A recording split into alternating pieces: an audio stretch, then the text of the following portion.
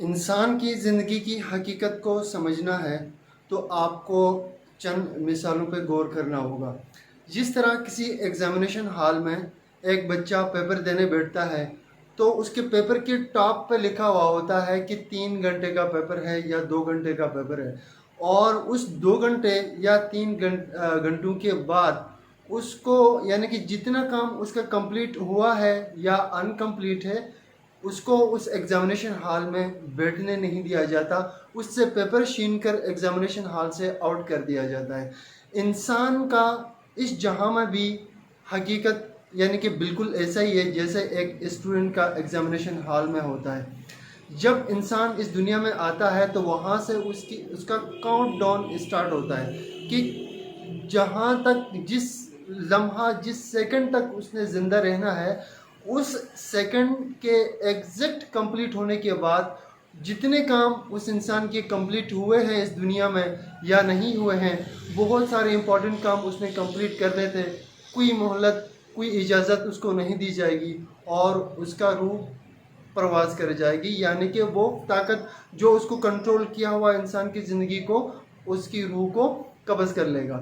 اچھا، second example آپ یہ سمجھ لیجئے کہ ایک مسافر جو اپنے منزل کی طرف جا رہا ہے اور جاتے جاتے راستے میں کسی درخت کی چھاؤں میں 5 منٹ 10 منٹ کے لیے اسٹے کرتا ہے وہاں پر، اور اس کے دماغ میں کبھی بھی یہ نہیں ہوتا کہ اب یہاں کا تھوڑا سا جو سکون اور آرام مجھے ملا ہے یہ میرے پرمنٹ میرا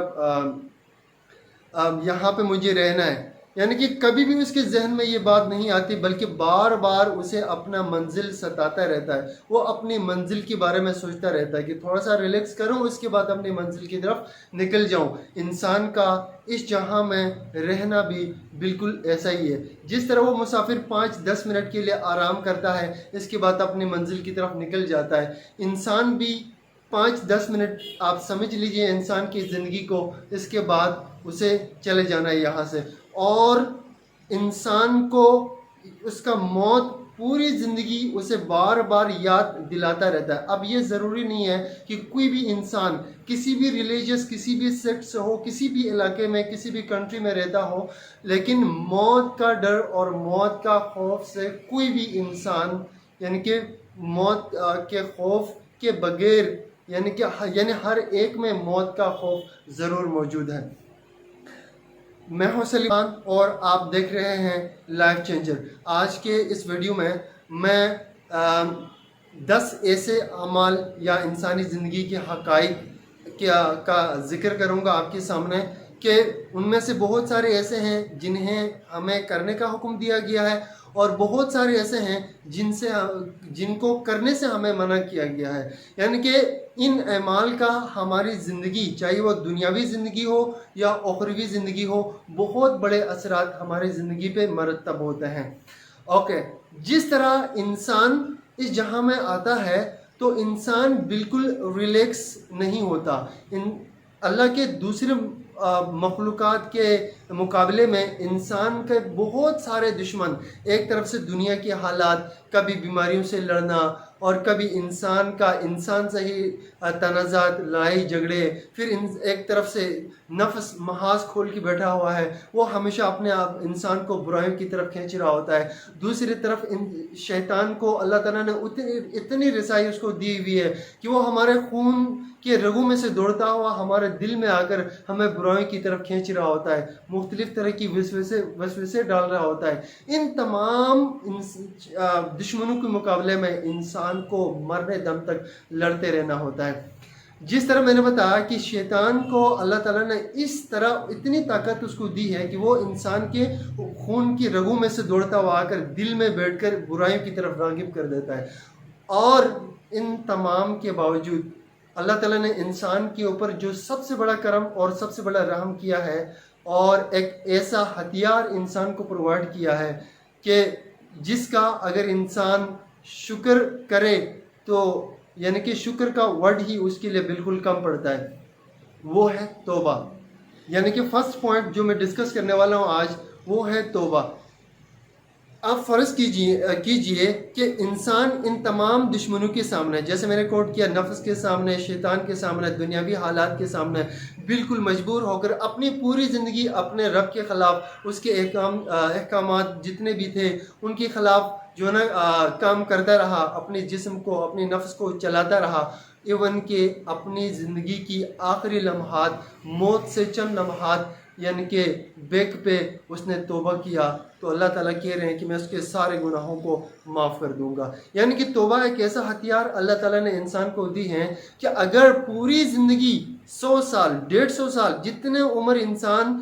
زندہ رہتا ہے اس جہاں میں، اور موت سے تھوڑے ہی پہلے اگر وہ توبہ کر لیتا ہے تو انسان کی وہ سارے گناہ جو ہیں اللہ تعالیٰ معاف کر دیتے ہیں۔ تو یہ اللہ تعالیٰ کا بہت ہی بڑا کرم ہے کہ اللہ تعالیٰ نے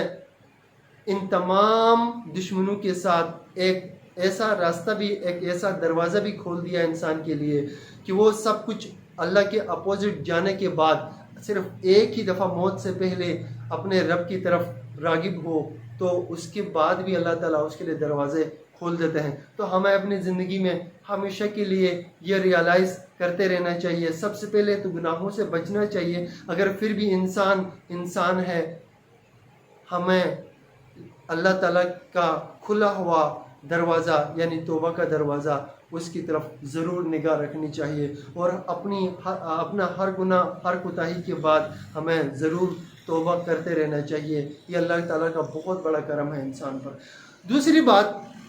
کہ اللہ تعالیٰ نے بہت سارے مثالوں کے ذریعے یہ ہمیں واضح کر دیا ہے کہ اللہ تعالیٰ کی بہت ساری ایسی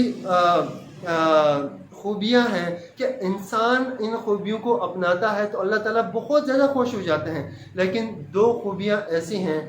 ایک عاجزی، اللہ تعالیٰ کی ذات میں کوئی عاجزی نہیں۔ جو انسان عاجزی اپناتا ہے اللہ تعالیٰ اس انسان پر بہت زیادہ مہربان ہو جاتے ہیں۔ اور دوسری خوبی تکبر، اور اللہ تعالیٰ کہتے ہیں کہ بڑائی، کبریائی اور تکبر صرف میرے لیے ہے، انسان کے لیے نہیں۔ اگر انسان تکبر کی طرف چلا جاتا ہے، یعنی اپنے کسی خوبی، صلاحیت کو سامنے رکھ کر، اپنی کسی کامیابی کو سامنے رکھ کر وہ تکبر کرنے لگ جاتا ہے، تو پھر اللہ تعالیٰ کا غضب اس پہ طاری ہو جاتا ہے۔ یعنی اللہ تعالیٰ بہت زیادہ اس انسان پہ غصہ ہو جاتے ہیں جب کوئی انسان تکبر کر جاتا ہے، کیونکہ تکبر اور کبریائی اللہ تعالیٰ کہتے ہیں کہ صرف میری ذات کے لیے ہے۔ آپ امیجن کر سکتے ہیں کہ دنیا کا ہر چیز جو بھی انسان کو دیا ہوا ہوتا ہے وہ انسان کا اپنا نہیں۔ آپ دوسری چیزیں تو چھوڑیں کہ انسان کا صرف اپنے جسم، اپنی جان پر بھی انسان کا اپنا کنٹرول نہیں ہے، یہ بھی اللہ تعالیٰ کا دیا ہوا ہے۔ تو انسان کیسے اللہ تعالیٰ کی یعنی کہ چادر کو کھینچ سکتا ہے، اللہ تعالیٰ کی طاقت میں اپنا شیئرنگ وہ کر سکتا ہے؟ تو یعنی کہ آپ اس مثال سے سمجھ لیجئے کہ اللہ تعالیٰ نے شیطان کو اتنا عہدہ دیا ہوا تھا کہ وہ فرشتوں کا استاد تھا، لیکن اس کے باوجود یعنی کہ اس کے دل میں تکبر پیدا ہوا، تو اللہ تعالیٰ نے اس کو نکال باہر کر دیا اور اپنا دشمن بنا دیا اس کو۔ یعنی کہ جو انسان تکبر کرتا ہے تو اس کا علم زوال پذیر ہو جاتا ہے۔ تیسری امپورٹنٹ اہم عمل جو ہمیں کرنا ہے کہ اللہ تعالیٰ نے انسان کے لیے 2 راستے بنا دیے ہیں، ایک نیکی کا اور دوسری بدی کا۔ انسان اپنی زندگی میں جوں نیکی کے راستے پہ چل رہا ہوتا ہے اور نیکیاں کرتا رہتا ہے تو اس کی برائیاں یا بدی جو بھی ہے وہ کم ہونا شروع ہو جاتی ہیں۔ یعنی کہ اگر انسان اپنے آپ کو جتنا سمیٹتا ہے، برائیوں سے محفوظ کرتا ہے، نیکیاں کرتا رہتا ہے، تو اس کی برائیاں اتنے ہی کم اور ایون کہ ختم ہو جاتی ہیں۔ تو یہ بھی اللہ تعالیٰ کا ایک بہترین اور اعلیٰ انعام ہے انسان پر۔ نمبر 4، جھوٹ۔ رسول محمد صلی اللہ علیہ وسلم کا حدیث کا مفہوم بتا رہا ہوں۔ آپ صلی اللہ علیہ وسلم فرما رہے ہیں کہ میری امت کا کوئی بھی شخص یعنی کہ کسی بھی طرح کا گناہ کر سکتا ہے، لیکن 2 کام اگر میرے امتی ہونے کے ناطے کوئی بھی شخص، کوئی بھی انسان نہیں کرے گا۔ نمبر 1 از جھوٹ، اور دوسرا دھوکہ بازی۔ اگر آپ امیجن کر لیں کہ ہم جھوٹ بول رہے ہیں اور دھوکہ بازی بھی کر رہے ہیں، تو یہ لاسٹ 2 خصوصیات بتا رہے ہیں رسول اللہ صلی اللہ علیہ وسلم کہ یہ میرا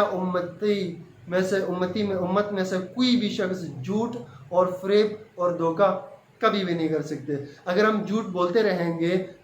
آخرت کا جو عذاب، آخرت میں جو بھگتنا ہے وہ تو ہے ہی ہے، لیکن دنیا میں جو رزق ہے ہمارا وہ کم ہونا شروع ہو جائے گا. نمبر 5 پہ غم. انسان کی زندگی میں غم اور خوشیاں ساتھ ساتھ ہیں. یعنی کہ انسان کی غم اور خوشی کا مثال ایک جھولے سے کمپیئر کیا جاتا ہے. یعنی کہ جھولے پہ بیٹھ کر ہم جھولتے ہیں تو کبھی وہ رائٹ سائڈ کی طرف چلا جاتا ہے، کبھی لیفٹ سائڈ کی طرف چلا جاتا ہے، اور پھر ہوتے ہوتے آ کے پھر وہ مڈل پہ آ کر اسٹے کرتا ہے. انسان بھی غم اور خوشیوں کی انتہا پہ چلا جاتا ہے، لیکن اگر انسان ہمیشہ کسی غم کے آنے پہ ہمیشہ جو ہے نا اس غم میں اپنے آپ کو مبتلا کرتے رہے، ان سفرنگز کو بار بار یاد دہانی کراتا رہے، تو انسان کی عمر کم ہو جاتی ہے. لہٰذا انسان کو غم اور خوشی ہیں اس کو ریئلائز کرتے ہوئے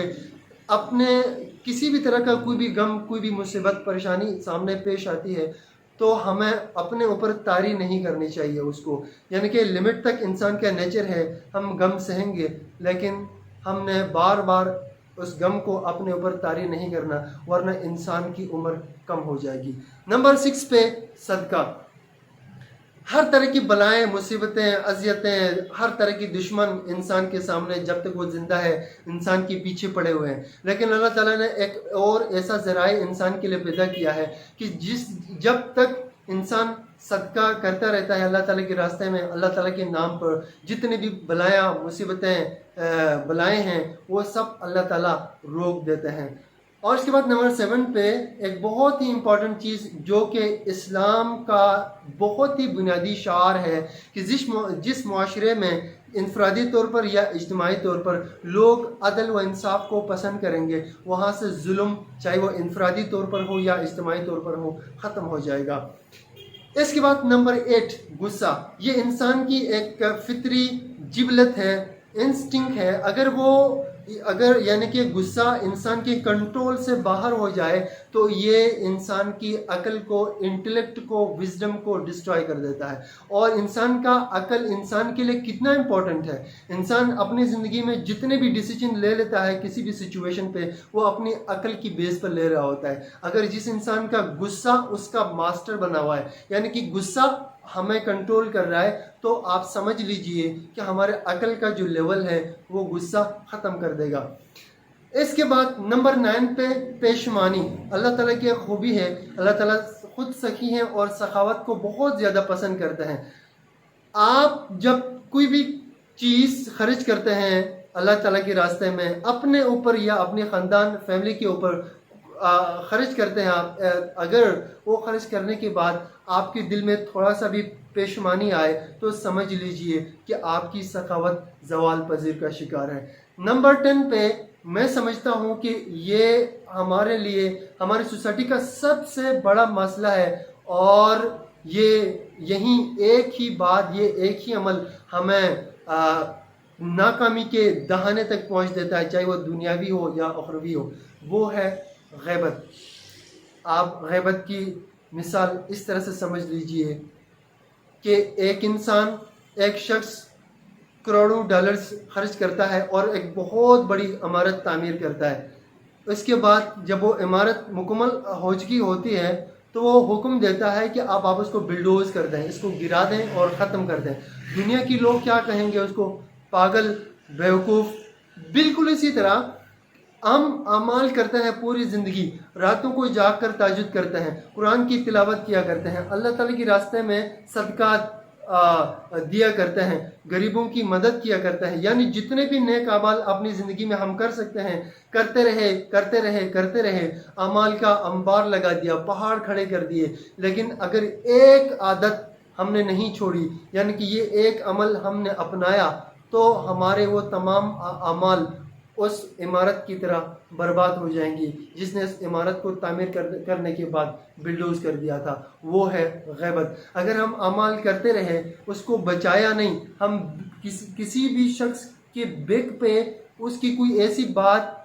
ڈسکس کیا اس کے بارے میں جو اس کو ناگوار گزرے، تو یہ غیبت ہے، اور ہمارے سارے اعمال جو ہم نے محنت کی تھی وہ سارے برباد ہو جائیں گے۔ میں امید کرتا ہوں کہ اس ویڈیو سے آپ نے بہت ساری چیزیں سیکھ چکے